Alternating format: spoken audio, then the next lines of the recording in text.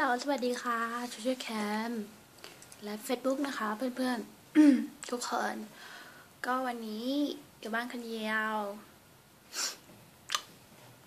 เป็นทีของฉันเลยนี้ ก็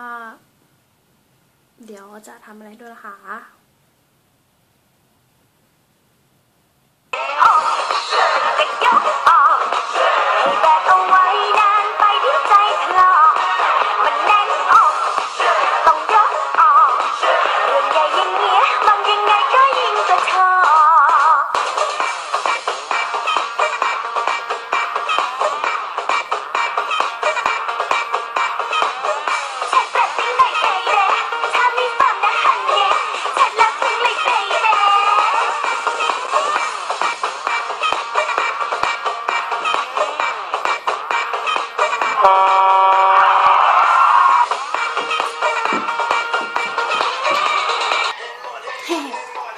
เรียนบ้างคะ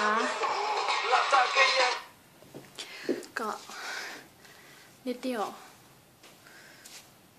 เต้นไม่เป็นหรอกแต่อยากเต้นให้เขาเต้นกันนะโอเคบ๊ายบายนะคะฝากไลค์ด้วย